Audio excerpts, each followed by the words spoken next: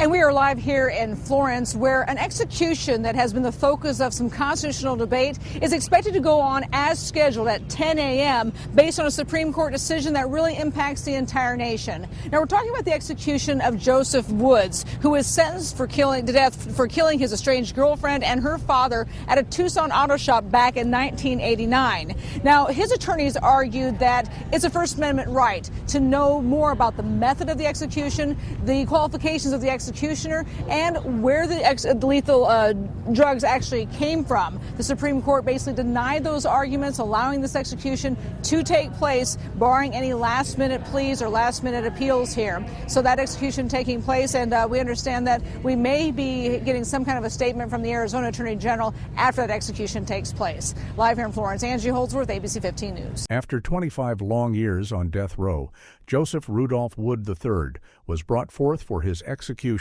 at the Florence State Prison in Arizona on a July afternoon in 2014. Instead of being a swift procedure expected to last about 10 minutes, this horrific lethal injection process turned into a nightmare that lasted nearly 2 hours. Throughout that time, Wood continuously struggled, gasped, and snorted in front of witnesses.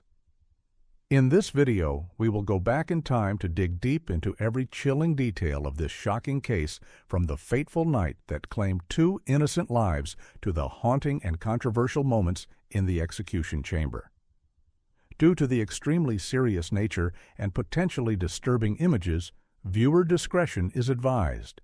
All descriptions are based on facts and are presented with care, not for sensationalism, but to clarify the truth. The horrific murder occurred on the afternoon of August 7, 1989, at an auto repair shop in Arizona. At that time, Joseph Rudolph Wood III, 34, stormed into the shop and caused a bloody tragedy. The first victim was Eugene Dietz, 55, the father of Wood's ex-girlfriend. As Mr. Dietz was talking on the phone, Wood did not hesitate to pull out a .38 caliber revolver and fire a shot into his chest, killing him instantly. Immediately after Wood turned to his ex-girlfriend, Deborah Dietz, 29, he overpowered her and fired 2 shots, one to her abdomen and one to her chest, ending the young woman's life. After committing this brutal act, Wood attempted to flee. However, 2 police officers arrived in time and ordered him to drop his weapon. Although Wood initially put the gun down, he suddenly picked it back up and pointed it at the officers. The officers immediately opened fire, hitting Wood multiple times. He was taken to the hospital and survived after major surgery. The crime scene was a chaotic and tragic sight, with 2 victims lying in pools of blood, leaving behind horror and pain for the witnesses and the family. Deborah Dietz, 29, was a young woman working at her family's auto repair shop. She and Joseph Rudolph Wood III had been in a 5-year romantic relationship, one described as tumultuous, with multiple breakups and incidents of domestic violence. Deborah had tried to end this toxic relationship and had even obtained a protective order against Wood to ensure her safety. The relationship between Deborah and Wood was not just about ordinary arguments. It involved police intervention on multiple occasions. Wood frequently exhibited violent and controlling behavior towards Deborah. She lived in fear for her safety many times. Her family, especially her father Eugene Dietz, always tried to protect Deborah from Wood's control. They had seen clear warning signs of his violent nature, but no one could have predicted the horrific tragedy that would unfold. Although Deborah tried to escape fate, did not give her that chance. Her efforts to find peace and safety were cruelly extinguished by the man she once loved. Joseph Rudolph Wood III, born in 1960, had a complex past.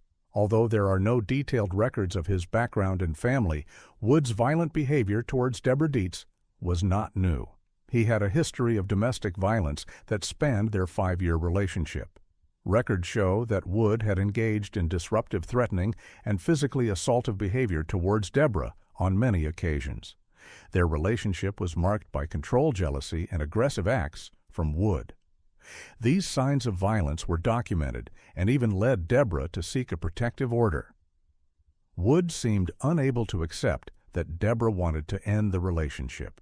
The obsession and anger built up inside him, leading to the fateful night when he decided to take her life and the life of her father, who was trying to protect her. Wood's criminal record includes aggravated assault on police officers following the murders, indicating a disregard for the law and the lives of others. These actions do not justify Wood's crime, but they somewhat illustrate a pattern of violent and uncontrolled behavior that led to the tragedy. On the afternoon of August 7, 1989, Joseph Rudolph Wood III planned his brutal act. He stormed into the Dietz family's auto repair shop where Deborah was working. Seeing Eugene Dietz on the phone, Wood waited coldly.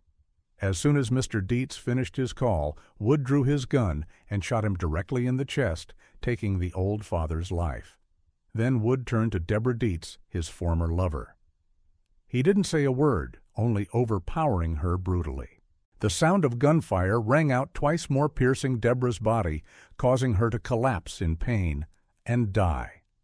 The entire event happened quickly, leaving behind a bloody and horrifying scene. Wood showed no signs of remorse or regret.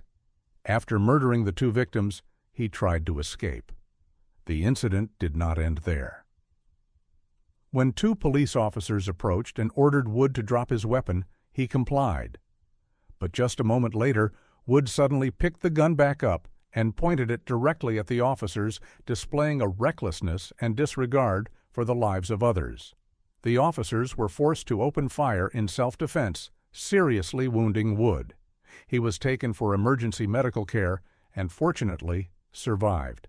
The entire course of the crime shows the savagery, coldness, and lack of humanity of the perpetrator. After the shooting and the discovery of two bodies at the scene, the Arizona police immediately secured the area and began an investigation.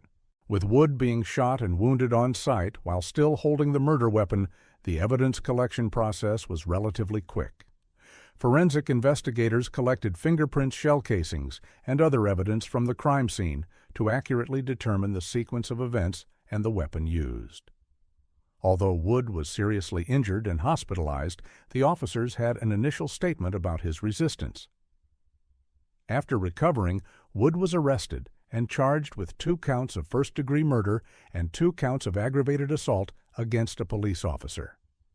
The evidence collected, including witness testimony from the scene, forensic evidence from the victims' bodies, and the gun found with Wood, strongly supported the charges against him. Wood's arrest was tense but ultimately successful, bringing the perpetrator to justice. The trial of Joseph Rudolph Wood III took place afterward.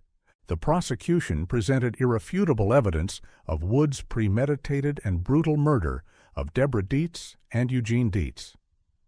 They emphasized Wood's coldness and cruelty in taking 2 lives without cause, as well as his resistance to law enforcement. The prosecution's strategy was to prove Wood committed first-degree murder with aggravating circumstances. Wood's defense may have tried to find mitigating factors such as psychological issues or the history of a strained relationship with the victim. However, given the clear evidence and witness testimony, the jury returned a guilty verdict. Joseph Rudolph Wood III was convicted of 2 counts of first-degree murder and 2 counts of aggravated assault against a police officer. He was sentenced to death for each murder and received a 15-year prison term to be served concurrently for the aggravated assault charges. This verdict was a stern affirmation of justice for the Dietz family and demonstrated the severity of the crime Wood had committed. After years of unsuccessful appeals, the execution date for Joseph Rudolph Wood III was set for July 23, 2014, at the Florence State Prison in Arizona. He was to be executed by lethal injection using a combination of midazolam and hydromorphone, a drug cocktail that had previously caused controversy in the execution of Dennis McGuire in Ohio due to a prolonged and botched process. Joseph Rudolph Wood III declined to request a special meal. Therefore, as per regulations, he was offered a standard prison meal, which he did not eat. The standard meal consisted of steak, medium-well eggs, over-easy hash browns, toast milk, coffee juice butter, and jam. Before the execution began, Joseph Wood had his final words. He looked towards the family of the victims, Deborah and Eugene Dietz, and said, "I am thankful for Jesus Christ, my Savior. I am at peace, knowing my pain will end today, and I have prayed that on this day or any other you may find peace in your hearts. May God forgive you all." According to witnesses, while speaking these words, Wood at one point smiled at the victim's family, an act that angered them. The execution began at 1:52 p.m. Wood was injected with the drug mixture. According to witnesses, everything seemed normal at first. Wood closed his eyes and appeared to fall asleep. However, about 11 minutes later, Wood began to show abnormal signs. His lips trembled, followed by continuous gasping and snorting. A media witness compared Wood's breathing to a fish gulping for air. He gasped more than 600 times during the process. Wood's lawyers immediately filed an emergency appeal to the Supreme Court an hour after the execution began, asking for a stay because he has been gasping and snorting for over an hour. He is still alive.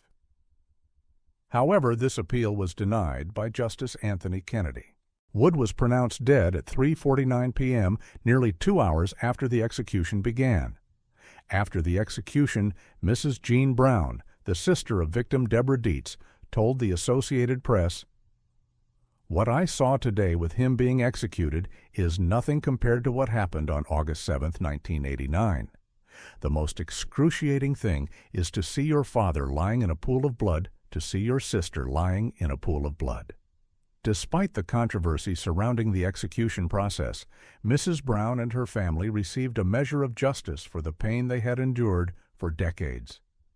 The execution of Joseph Rudolph Wood III sparked a major controversy over the lethal injection method in the United States. Governor Jan Brewer ordered a review of Arizona's execution procedures, acknowledging concerns about the time Wood suffered before dying. She stated, "However, one thing is certain, inmate Wood died in a lawful manner, and by witness and medical accounts, he did not suffer. This is in complete contrast to the horrific and brutal pain he inflicted on his two victims, and the lifetime of suffering he has caused their family." Although the Arizona Department of Corrections insisted Wood was not in pain, his lawyers and human rights groups condemned the event as a violation of the Constitution's ban on cruel and unusual punishment. The case led Arizona to halt executions for 8 years until May 2022. The case of Joseph Rudolph Wood III is a painful reminder of the horrific consequences of domestic violence and the need for justice. It also raises questions about the humanity and effectiveness of capital punishment methods. For the Dietz family, Wood's death closed a painful chapter, though the pain of their loss will remain forever. Their story serves as a wake-up call to society about the importance of recognizing and stopping violence, while also protecting the vulnerable.